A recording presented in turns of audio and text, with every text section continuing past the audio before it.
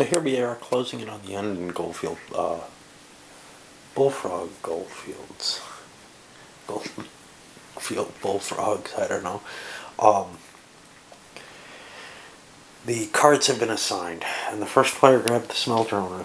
$10,000 and an early pick on stock certificates sounds like a good deal to me. He needs the 10,000 because he's kind of low on capital. He's going to be buying only from the low end of stocks anyway. He was hoping to be able to put more money into his railroad, but he's not going to be able to do that. Next player took the stockbroker. His plan here, or hope here, is to do a double purchase. He's going to go last, but maybe he can do something impressive like take over, and this would be very powerful, the Bullfrog Goldfield Railway, which is what he's really hoping for, but he doesn't think he can do that. But he might be able to grab both shares of Bullfrog Mines, for example. He might be able to take both shares of the Bullfrog Goldfield because they're so high valued. Or he might just grab two high valued stocks that no one else can take easily, or whatever. He thinks it gives him a jump that would be useful. I'm not personally all that sure. I think it's better to go early because he'd buy one and then get one almost as soon as this guy was getting his two. Of course, could be that there are just enough. There's 1, 2, 3, 4, 5, 6, 7, 8, 9 shares.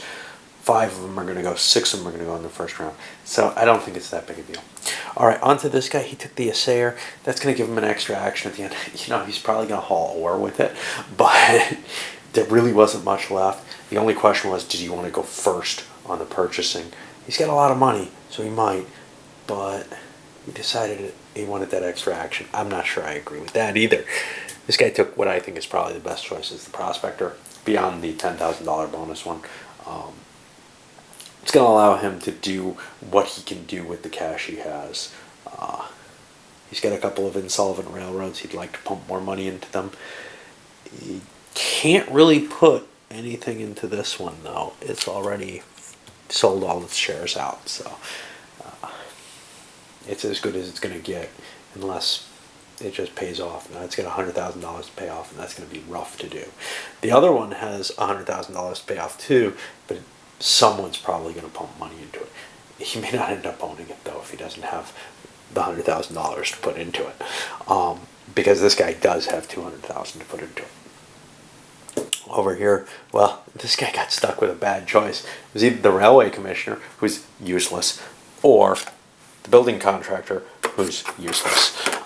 The only thing he gets is the third position, which may get him an extra share somehow.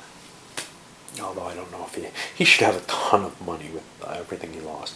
All right, we're going to run through that first round, and I think it's going to be mainly people buying shares because there are certain ones that look like they're going to make money or be of value to a player, and there are others that don't. Now, the biggest and best appears to be the Goldfield Consolidated. That sucker has a pile of money on it, and guess what? Well, the guy who owns it has to buy it to protect it. If protecting it's really an issue, but a lot of that's kind of his money. He thinks he should buy it, which may just give this guy the chance at the Bullfrog Goldfields saving it with $200,000. All right, let's see what turns up. Well, after doing the first couple of players, I realize I'm a complete idiot. Some of these guys just don't have any cash. I'm not quite sure why. This guy couldn't produce with this. He has 2 railroads. He had nothing that made money. He ended up doing a railway movement, pulling into here, bonusing his little black railroad a little further, and hurting the blue, yellow, and green ones. That's the best he could do. He should have taken the railway engineer if this is what he was going to do. But he doesn't have enough trains for that to be really worthwhile. And going first, he's able to pump the stock value up so that people have to pay more for those shares.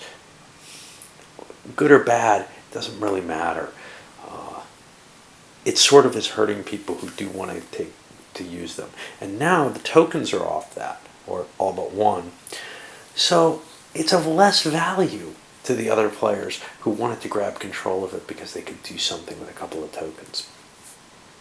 It's still valuable, but maybe some of the other possessions are going to make a bigger return on their investment than that will. Most specifically, the Goldfield Consolidated, which he did not have the money to protect.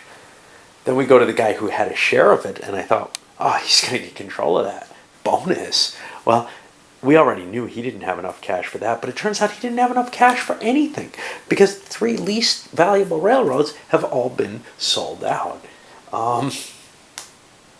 So what did he end up doing? Well, he ended up hauling ore for the Bullfrog mines and increasing its value slightly. That's the best he could do. All right, on to some of the others. And we're seeing that everybody's pretty much hosed except for the people with wads of money, and we're on one of them right now. Well, the round finished with the folk with the money. This guy picked up the big valuable Goldfield Consolidated. There's a pile of money on there. That's going to pay out big. It's got to pay out big. And it looks like it's probably going to break the 100.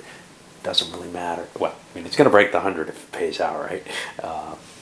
The question here, of course, is, does it last? And it's probably not going to last. It will have to draw a tile that has a plus on it. Okay, so let's look at the next guy, the fourth guy. He bought into the Bullfrog Goldfield Railroad Company and put over $100,000 into it, cranked it up. It's got enough money to be solvent now. Is it particularly a great deal? Well, he definitely saved this guy's bacon because he didn't have the money to survive it. But now, there's still a share out there because this guy decided he didn't want one share of that. No reason, really. So he bought 2 shares of the Bullfrog mines, which actually has more of a potential for growth and may have just boosted himself over other people by making this deal.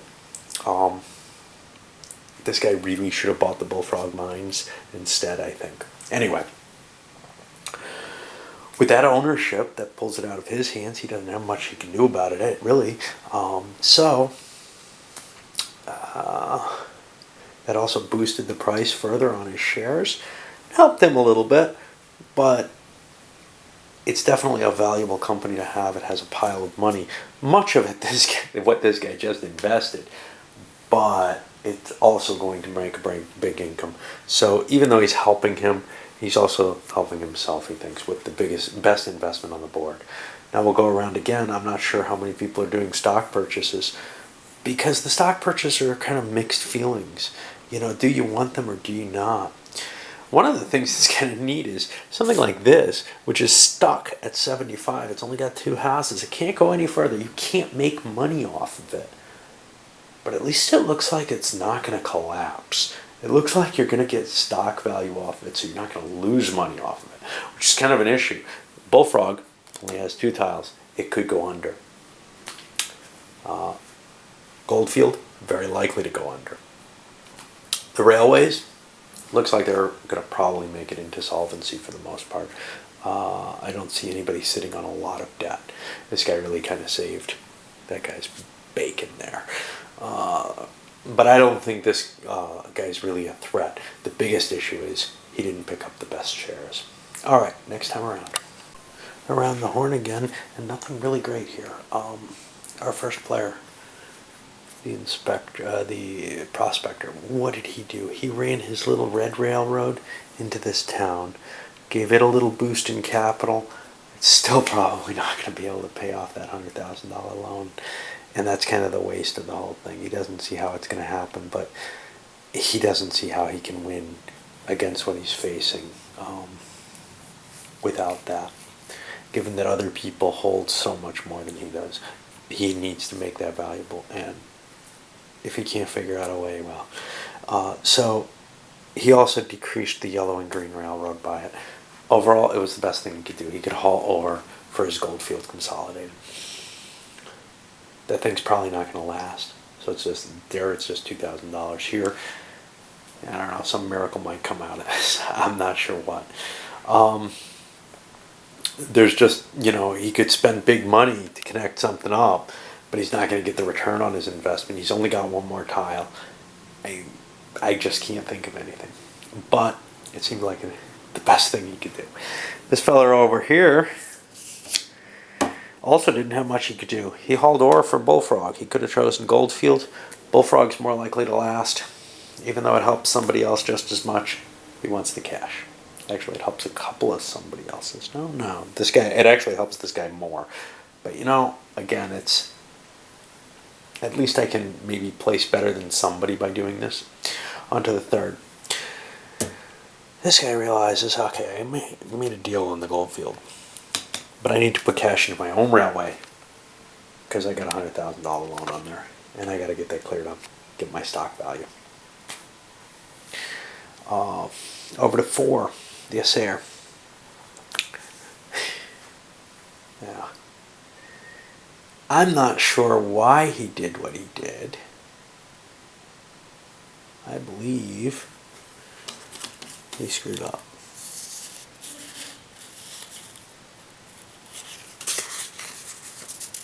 He can make it up on the next turn by building track. But this turn, all he did... Oh, he's got all this money. Oh, jeez. All he did was something stupid that he shouldn't have done, and I'm taking it back. He hauled ore, and that's because I didn't think he had any money. I found his money hiding over there. I'm having trouble. It's this white table, damn it. I think that's the whole problem. Okay, so he wanted to build track with his railway.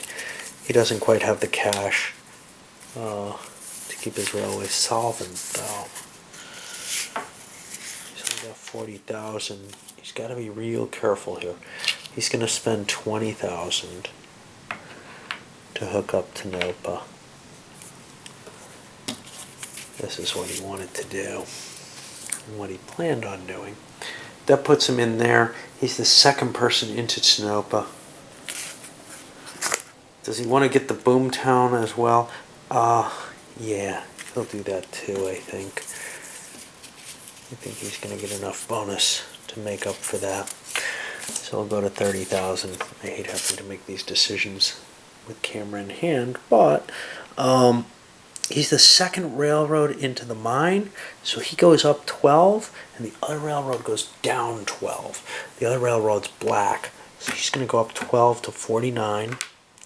The other railroad goes down 12 to 100. We can get rid of this now. And the mine goes up 12, which is a lot better than what he was doing with the other one. Since he holds all 3 shares, that's huge. It's 36 bucks he just pulled in. Okay, but now the second one that he paid for was to get him, and I paid the cash for it, but I didn't go in there, into the Boomtown, into the town. And he's the second person into the town. So he goes up 6, and black goes down 6.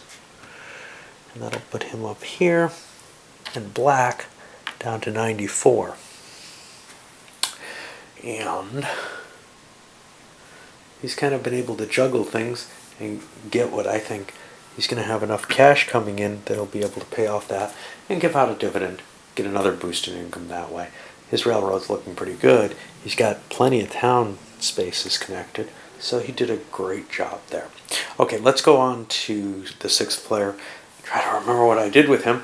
He bought the last share of his gold center. Again, it's not going to go up in value, but it's not going to go down. He's not going to lose money. Nobody else was putting money in. He would have loved it if they did, because he'd get 2/3 of that money.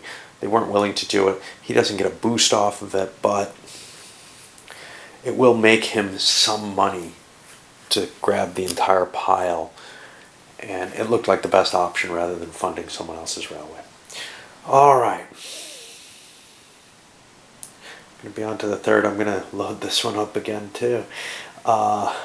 And yeah, because that was the end of 2. Still got one more coming, right? I believe so. Okay.